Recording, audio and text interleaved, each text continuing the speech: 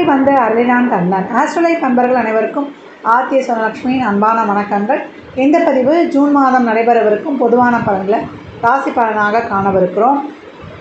இந்த மாதம் வந்து கோள்களின் சஞ்சார நிலைன்னு பார்த்திங்கன்னா, மேஷத்தில் ராகு பகவான், ரிஷபத்தில் சூரியன், புதன், சுக்கிரன், குரு, கன்னியில் கேது பகவான், கும்பத்தில் சனி பகவான் ஆட்சி மூல திரிகோண பலம், மீனத்தில் ராகு பகவான். இந்த மாதம் நமக்கு சூரியன் 17ஆம் தேதி மிதுனத்துக்கு சென்றடைவார், புதனும் 14ஆம் தேதி சென்றடைவார், சுக்கிரன் 12ஆம் தேதி சென்றடைவார். கோள்கள் வந்து ரிஷபம் நமக்கு மிதுனத்தில் தான் டிரான்ஸ்லேட் ஆகுறாங்க. 12 ராசிக்குமே பொதுவாக நல்ல பலன்களாகவே இருக்குது. அதனால் அன்பர்கள் வந்து எல்லாரும் வந்து உழைப்பை வந்து அதிகப்படுத்துங்க, உங்களுடைய முயற்சிகளை வந்து துரிதப்படுத்துங்க. உங்களுடைய எதிர்கால வாழ்க்கைக்கு வந்து சரியான பாதையை அமைத்து கொள்ளலாம். பதிவினை முழுமையாக கேட்பது தான் தாங்கள் செய்ய வேண்டியது. இதில் சொல்லியிருக்கின்ற எளிமையான வழிபாடுகள், சாத்விக பரிகாரங்கள் எல்லாம் பின்பற்றி வாழ்வை வளமாக்கிக் கொள்ளுங்கள். சிம்ம ராசி சிம்ம லக்னத்திற்கான பலன்களை காணவிருக்கிறோம். இது காலச்சக்கரத்தின் 5ஆம் இடம். இந்த இடத்தில் காணப்படக்கூடிய நட்சத்திரங்கள் மகம் 4 பாதங்கள், பூரம் 4 பாதங்கள், உத்திரம் 1ஆம் பாதம் இருக்குது. சிம்ம ராசிக்கு ரொம்ப கவனமாக இருங்க. 10ல் வந்து குரு வந்துட்டாரு, பதவி பறி போயிடுமா, அதுக்கப்புறம் எங்களுக்கு வந்து 2ல் கேது, 8ல் ராகு, அப்புறம் வந்து 7ல் கண்டக சனியாக பயணிக்கிறார். இப்படி பயமுறுத்தி கொண்டே இருந்த காலங்கள் போய் இந்த மாதம் சிம்மம் சீரும் கர்ஜிக்கும் அப்படின்னு சொல்லலாம். என்னம்மா சிம்மராசி சிம்ம லக்னத்துக்கு தான் அந்த பலன் சொல்கிறீங்களா அப்படின்னு கேட்குறவங்களுக்குலாம் அருமையான கிரக நகர்வுகள் அட்டகாசமான பலன்கள் அப்படின்னு வந்து சொல்லலாம். ஏன்னா அந்த அளவுக்கு முத்தாய்ப்பாக இருக்குது அப்படின்னு சொல்லலாம். ராசி அதிபதி திக்பலம் ஆகிடுறாரு மாத ஆரம்பத்தில். அதுக்கப்புறம் அவர் வந்து 11 என்ற லாபஸ்தானத்தில் பயணிக்கிறார். எப்பயுமே கோச்சாரத்தில் சூரியன் 11ல் பயணிக்கும் காலமும், அதே போல் சந்திரன் 11ல் பயணிக்கும் காலமும் நாம் எந்த முயற்சிகளை மேற்கொண்டாலும் அது சிறப்பாக வெற்றி அடையும் அப்படின்னு வந்து சொல்லலாம். இந்த காலகட்டம் உங்களுக்கு வந்து அனைத்தும் தெரியாத பலன்கள் அப்படின்னு சொல்லலாம். ஏன்னா ஏற்கனவே இந்த வருடத்தின் அதிபதியே செவ்வாய், உங்களை பொறுத்த வரைக்கும் பாக்கியாதிபதியாகவும் அவர் செயல்படுகிறார். அவர் இந்த மாதம் ஆட்சி நிலையை அடைகிறார். இதுக்கு முன்னாடி வந்து நமக்கு 8ல் இருந்து மறைந்து இருந்தார். ராகுவோட இருந்து நிறைய உபத்திரங்கள் என்னென்ன பண்ணணுமோ அதெல்லாம் கொஞ்சம் ஜாஸ்தியாகவே இருக்குது, அதிகமாகவே இருக்குது, சொல்ல முடியல அப்படின்னு போன மாதம்லாம் நம்ம வந்து ஒரு அங்கலாய்த்து கொண்டிருந்தோம். இந்த மாதம் பாக்கியாதிபதி வந்து ஆட்சி நிலையில் ரொம்ப சிறப்பாக அமர்ந்திருக்கிறார் அப்படின்னு வந்து சொல்லலாம். அதை தாண்டி 7ல் சனி, அவர் கலத்திர காரகனும் கூட. அதனால் இந்த காலகட்டம் தொழிலுக்கு அது 10ஆம் இடம், 10ஆம் இடத்துக்கு 10ஆம் இடம். தொழில் நல்லா சிறப்பாக இருக்கும். இந்த தொழில் வந்து 10ல் குரு வந்தால் பதவி பறி போயிடுமான்ற லாஜிக்கு உங்களுக்கு ஒர்க் அவுட் ஆகாது. எல்லா ராசிக்குமே அது ஒர்க் அவுட் ஆகுமானா இது வந்து இங்கே வந்து யோசிக்க வேண்டிய கேள்வி அப்படின்னு சொல்லலாம். சிம்மராசியை பொறுத்த வரைக்கும் 5, 8 கூடியவர், பூர்வ புண்ணியாதிபதி 10க்கு வந்தால் சிறப்பு தானே. 8 என்பதும் தொழில் ஸ்தானத்திற்கு லாபஸ்தானம் தான். அதுவும் வந்து 10க்கு வரதுனால நமக்கு கவலை கிடையாது. இதுக்கு முன்னாடி செய்த முயற்சிகள், எப்பயோ போட்ட முயற்சிகள் எல்லாம் உங்களுக்கு பயன் கிடைக்கும். தொழில் சிறப்பு, பதவி உயர்வு உண்டு. உங்களுடைய தொழிலில் ஒரு படி நீங்கள் மேலே உயர்வீங்க. உங்களுடைய முயற்சிகள் கை கொடுக்கும். இந்த மாதம் அதற்கேற்றாற் போல் கிரகங்கள் 10ல் ஒரு கூட்டணியாக இருக்குது. ஒரு 4 கிரகம் லாபாதிபதி, அதே போல் சூரியன் ரொம்ப சிறப்பாக இருக்கார். சூரிய புத ஆதித்ய யோகம், சூரியன் சுக்கிரன் அது ஒரு சிறப்பான யோகம். அப்புறம் குரு சுக்கிரன், அப்புறம் புதன் குரு, இப்படின்னு இந்த 4 கிரகங்களும் ரொம்ப சிறப்பாக இருக்குது. லாபாதிபதி, அதே போல் லக்னாதிபதி, தொழில் ஸ்தானாதிபதி சுக்கிரன் மாளவியா யோகத்தை கொடுத்துட்டாரு. நல்லா ஜம்முன்னு வாழ்வப்பா, சுகமாக வாழ்வப்பா அப்படின்ட்டாரு. அது வந்து காலச்சக்கரத்துக்கு 2ஆம் இடம். தன வருவாய் நல்லா இருக்கும். பணமே இல்லை, 2ல் உட்காந்து கேது எங்களுக்கு வருவாயே முடக்கிட்டாருமா அப்படின்னு சொன்னவங்களுக்கு கூட, தொழிலே இல்லைம்மா அப்படின்னு சொன்னவங்களுக்கு கூட இந்த காலகட்டம் தொழில் நிச்சயம் உண்டு. அதனால் வந்து மொத்தமாக வராட்டாலும் கணிசமாக ஒரு தொகை வந்ததுமா அப்படின்னு சொல்லக்கூடிய ஒரு சிறப்பான நிலையை எட்டுகிறார்கள் சிம்ம ராசி லக்னக்காரர்கள் அப்படின்னு வந்து சொல்லலாம். இது வரைக்கும் மாணவர்களுக்கு ரொம்ப அருமைமா, நல்ல மார்க்குமா, இல்லை ஏதோ ஒரு தோராயமான மதிப்பெண் எடுத்திருந்தாலும் ஒரு கவர்மெண்ட் சீட்டே கிடச்சிருச்சுமா அப்படி எண்ணி ஒரு மகிழக்கூடிய ஒரு சிறப்பான வாய்ப்பு. கடல் கடந்த கல்விக்கு நீங்கள் செல்லலாம். அதற்கான லோன் வங்கிகளில் கிடைப்பது ரொம்ப அருமை. அதே போல் திருமண பாக்கியம், இதெல்லாம் தசாபுதிலாம் ரொம்ப சிறப்பாக இருந்ததுன்னா 7ல் சனி இருந்து தடையெல்லாம் பண்ணாது. அது ஒரு காலத்தில் காரக கிரகம் தான். உங்களுக்கு ஏற்கனவே வந்து 2ஆம் இடத்தை குரு பார்த்து கொண்டிருக்கிறார். குடும்பம் கண்டிப்பாக அமையணும். குடும்பத்தில் எதனா ஒரு தடைகள் இருக்குது, இல்லை இது வரைக்கும் எனக்கு வந்து குடும்பத்தில் ஒரு பேச்சு, என்னுடைய பேச்சு எடுபடலை, எனக்கு செல்வாக்கு இல்லை அப்படின்றவங்களுக்கா இந்த காலகட்டம் உங்கள் பேச்சையும் சரி சொல்லு என்ன கேட்கலாம் அப்படின்ற ஒரு நிலை உண்டாகும் அப்படின்னு வந்து சொல்லலாம். அதே போல் 4 என்ற இடத்த பார்க்குறாரு. தாய் வழி உறவுகளுடன் இருந்த அந்த பிணக்குகள்லாம் நீங்கும். இது வரைக்கும் ஒரு பிரச்சனையாக இருந்ததுனாலும் இப்போ அந்த காலகட்டம் நமக்கு அந்த பிரச்சனைகள் தீரும். மாணவர்களுக்கு வந்து கேட்ட கல்வி நிறுவனங்கள்லேயே சீட்டு கிடைப்பது. நான் பயந்துக்கிட்டு இருப்பீங்க, இந்த காலேஜ் கிடச்சிருமா, மார்க் எடுத்துட்டுனா கட் ஆஃபில் இப்படி போயிடுமா அப்படிலாம் கலங்கி கொண்டிருந்தவங்களுக்குலாம் அருமையாக கிடைக்கும். நம்பவே முடியாது உங்களால். எல்லோரும் பணம் கொடுத்து தான் வாங்கணும்னு சொல்லியிருப்பாங்க, ஆனால் உங்களுக்கு அசால்ட்டாக கிடச்சிரும்னு சொல்லலாம்.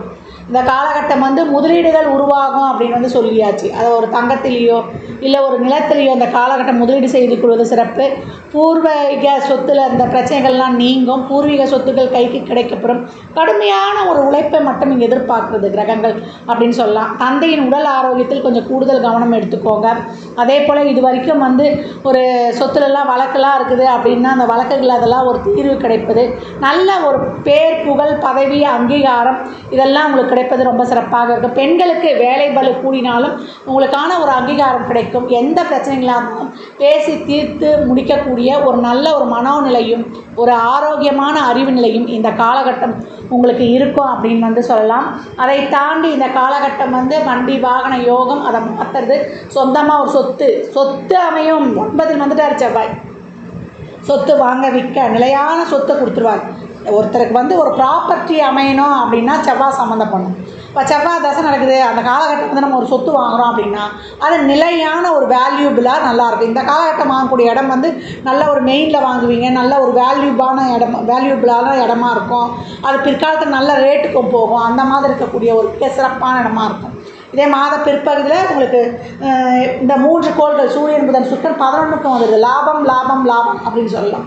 நல்ல ஒரு இது வரைக்கும் லாபமே இல்லாதவங்களுக்கு கூட லாபம் உண்டு.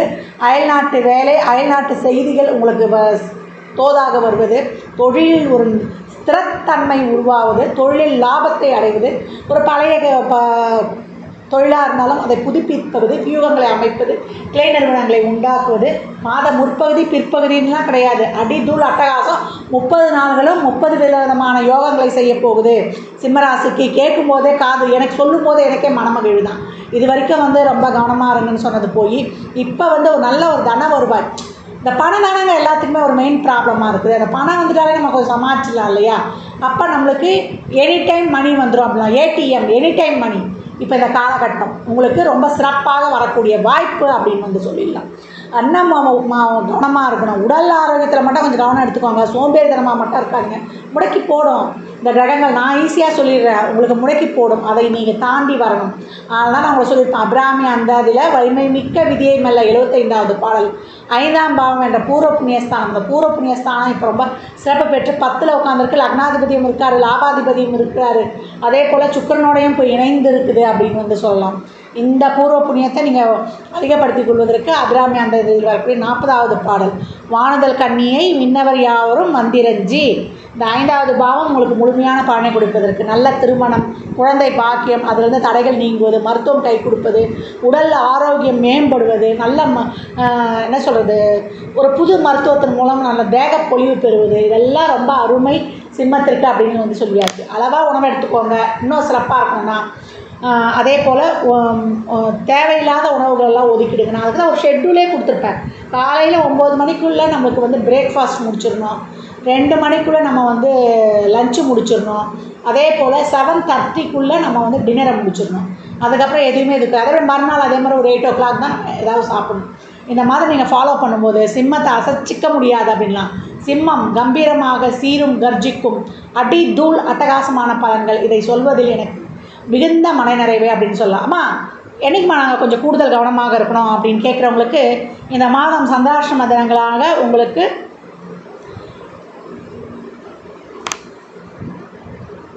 இந்த மாதம் 3, 4 ஜூன் அன்றைய தினங்களில் வந்து ரொட்டீன் வேலையை செய்யுங்க. புதுசாக எதையும் வந்து முயற்சிகள் செய்ய வேண்டாம். முடிவுகள் எடுப்பதிலையும் பணம் சார்ந்த விஷயங்கள்லையும் விளையுந்த பொருள்களையும் கவனமாக கையாளணும். ஏன்னா 8க்கு சந்திரன் வந்துட்டார். கொஞ்சம் அனைத்திலும் கொஞ்சம் விழிப்புணர்வாக இருந்து கொள்வது ரொம்ப சிறப்பு. அதனால் சந்திராஷ்டமம் அப்படியே பயந்து நடக்க வேண்டிய அவசியம் இல்லை.